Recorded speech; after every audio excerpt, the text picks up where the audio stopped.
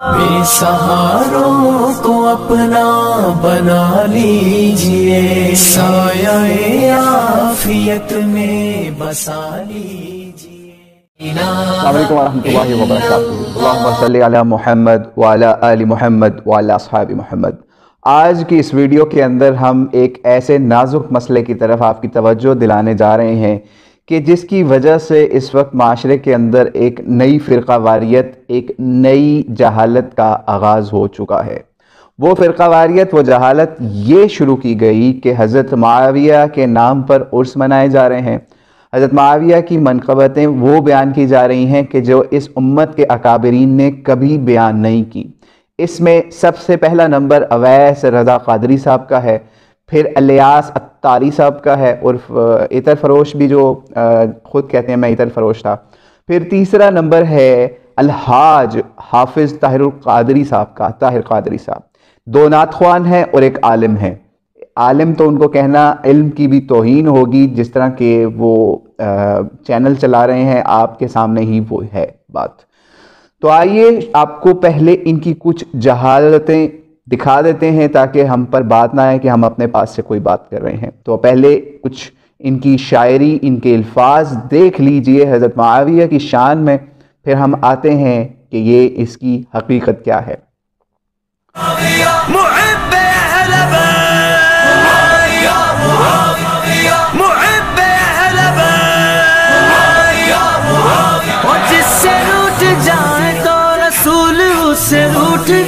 जिससे रूठ जाए तो रसूल उससे रूठ जाए। गुनाह बख्शवाएगी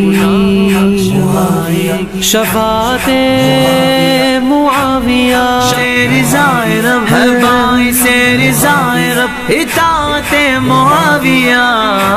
वो जिससे रूठ जाए तो रसूल उससे रूठ जाए।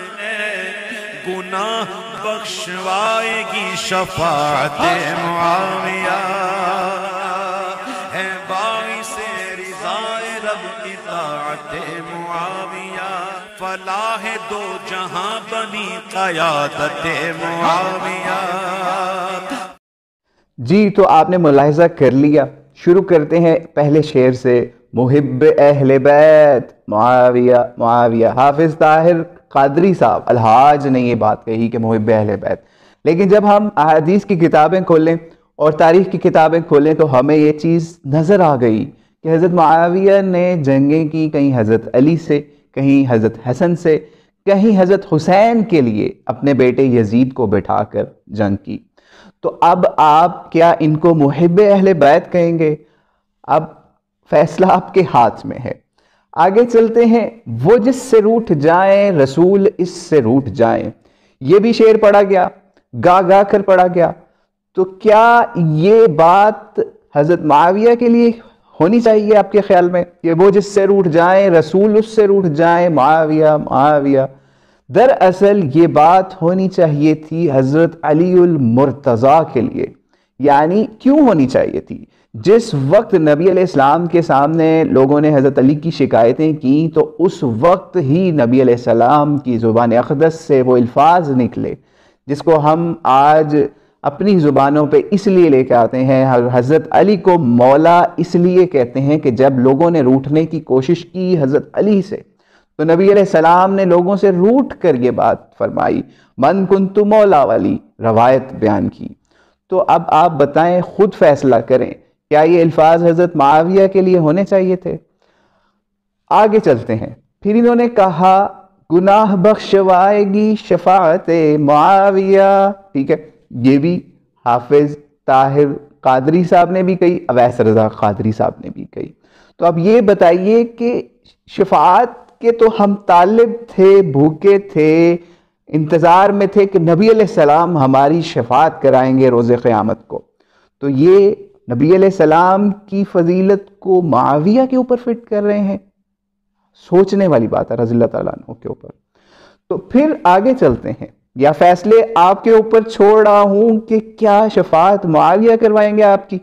आगे चलते हैं। फिर इन्होंने कहा वैसे रज़ा क़ादरी साहब ने, है बाई से रज़ाए रब अताअत मुआविया, یعنی حضرت معاویہ کی اطاعت جو ہے وہ رضائے رب ہے؟ معاذ اللہ. اللہ سے ڈر جاؤ نعت خوانو. کیا تمہارے علماء تمہاری زبان نہیں پکڑ سکتے؟ کیا وہ لوگ جو تمہارے پہ نوٹوں کی بارشیں کر رہے ہیں کیا وہ تمہاری زبان نہیں پکڑ سکتے؟ جو لوگ وہاں بیٹھ کے گھوم رہے ہیں کیا وہ تمہاری زبان نہیں پکڑ سکتے؟ کہ قرآن کھولیں تو قرآن کہہ رہا ہے اطیعوا اللہ واطیعوا الرسول، اور تم کہہ رہے ہو کہ اطاعت معاویہ کی کرو گے تو اللہ کی رضا حاصل ہوگی تمہیں. اللہ سے ڈر جائیے میرے بھائیوں، اللہ سے ڈر جائیے. ان نعت خوانوں نے آپ کو بہت ذلیل کروانا ہے، یہاں نہیں آگے بھی. پھر آگے چلتے ہیں، ایک اگلا شعر انہوں نے کہا فلاح دو جہاں بنی قیادت معاویہ، یعنی فلاح دو جہاں بنی قیادت معاویہ. حالانکہ جب ہم تاریخ کی کتابیں کھولتے ہیں، حدیث کی کتابیں کھولتے ہیں تو ہمیں ان کی قیادت میں فلاح سے زیادہ خون ریزی نظر آتی ہے. یہی وجہ ہے کہ امت کے اکابرین میں سے، امت کے اسلاف میں سے، صحابہ کرام میں سے کسی ایک نے بھی خلفائے راشدین کے اندر حضرت معاویہ رضی اللہ تعالیٰ عنہ کو شامل نہیں کیا. نہ بریلوی مکتبہ فکر نے آج تک کیا، نہ دیوبندی مکتبہ فکر نے کیا. یعنی اکابرین کی بات ان کے میں کر رہا ہوں، آج کے جو مولوی ہیں ان کی بات نہیں کر رہا. نہ احمد رضا خان نے کیا، نہ مولانا قاسم نانوتوی نے کیا. تو آپ کس نظر سے یہ کہہ رہے ہیں کہ فلاح دو جہاں بنی قیادت معاویہ؟ تو اللہ سے ڈریے، اور وہ چیزیں جو نبی علیہ السلام کے لیے خاص ہیں، یعنی اطاعت، شفاعت، ان کا روٹ جانا آپ کا دین تباہ کر دینے کے باعث ہے. وہ چیزیں آپ اگر حضرت معاویہ کے اوپر لگا کر یہ سمجھ رہے ہیں کہ لوگ نوٹوں کی بارش کریں گے آپ کے اوپر، تو آپ نہایت بڑی جہالت میں مبتلا ہیں. اور یہ جو الیاس اتاری صاحب عرف عطر فروش جو اپنے آپ کو کہتے ہیں، انہوں نے جو یہ کام شروع کیا، عرس منانا شروع کر دیے حضرت معاویہ کے، جلوس نکلوائے حضرت معاویہ کے. تو کیا یہ دین نے ہمیں یہ سکھایا طرز عمل؟ کیا ہم یہ کام کرنا چاہیے ہمیں یہ؟ تو اللہ سے ڈر جائیے. نعت خوان اور نام نہاد علماء جو یہ کام کر رہے ہیں اور لوگ ان کو نہیں روک رہے، ان کو اللہ سے ڈرنا چاہیے. جو جس کی فضیلت ہے اس کو وہیں رکھیں، اس کو اتنا نہ بڑھائیں کہ آپ شیطان کے پیروکار بن جائیں. تو اللہ سے ڈریے، یہ پیغام پہنچانا تھا. اور آخر میں آپ کو انہی کے مکتبہ فکر یعنی بریلویت سے جن ان لوگوں کا تعلق ہے، تو آئیے انہی کے ہم کچھ قادری وغیرہ کو آپ کو سنواتے ہیں تاکہ آپ کو پتہ چلے کہ ان کے اصل علماء کیا ہیں اور یہ لوگ کس ڈگر پر چل گئے ہیں. السلام علیکم ورحمۃ اللہ وبرکاتہ. ان کو کافر و فاسق نہ کریں، زبان بند رکھیں. یہ عقیدہ کہاں سے نکل آیا؟ لوگ زبان بند کرواتے رہے 1300 سال تک ائمہ، اور آج یہ عقیدہ کہاں سے آیا کہ آپ ان کے جھنڈے اٹھا لیں اور ان کے نعرے لگائیں اور مسجد بجائے مسجد علی رکھنے کے ان کے نام پہ رکھیں اور ان کی شانوں پر ترانے اور قصیدے گائیں اور ان کے جلسے کریں اور ان کے عرس منائیں اور یوم میلاد منائیں. خدا کے لیے مجھے بتا دو 1300 سال میں یہ عقیدہ میں نے اپنی زندگی میں نہیں دیکھا. نہ اہل سنت والجماعت جو بریلوی مکتب فکر کہلاتا ہے نہ ان کے ہاں دیکھا، نہ اہل سنت والجماعت میں جو علماء دیوبند ہیں، دیوبندی مکتب فکر، نہ ان کے ہاں دیکھا. یہ سن لیں، میں ضمانت کے ساتھ کہہ رہا ہوں.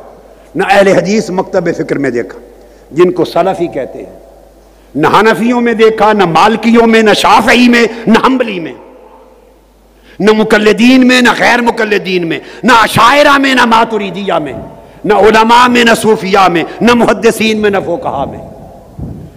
1300 سال میں صرف ایک ہی عقیدہ رہا کہ غلطی پر تھے. ان کا طرز عمل خروج تھا. کسی نے بغاوت کہا، کیوں کہ خلیفہ راشد کے خلاف نکلے تھے. صرف اتنی بات.